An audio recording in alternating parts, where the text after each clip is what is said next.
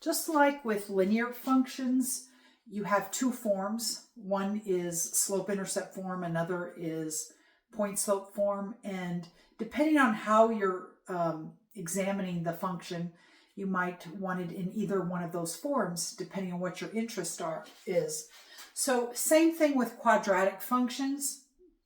We have standard form and we also have vertex form. And the advantage of vertex form is you can identify just by looking at the function equation what the vertex is. Remember, the vertex is hk. So if you have it in this form, you can just look and see what that vertex is. And typically with quadratic functions, the vertex is the most important point on for the function, because it shows you where the maximum and minimum values are respectively, depending on what your a value is. So how do we put it in vertex form?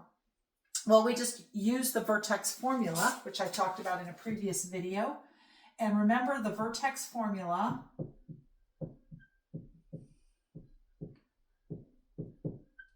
is that h is minus b over 2a. So if you have it in standard form, you're just going to identify a and b. And for our example here, a is equal to 2 and b is equal to 4. So if I want to find the vertex, I get that h, I use this formula here, is minus 4 divided by 2 times a, which is 2. So we have minus 4 divided by 4, and that's negative 1. Now we know h, we can take k and plug that into our function, so k is going to be f of negative 1, which is 2 times, I'm just plugging negative 1 in for x, negative 1 squared plus 4 times negative 1 plus 1. And negative 1 squared is 1, so that's going to be 2. Negative 1 times 4 is minus 4 plus 1. So that's 3 minus 4 is going to be negative 1. So our vertex is negative 1, negative 1.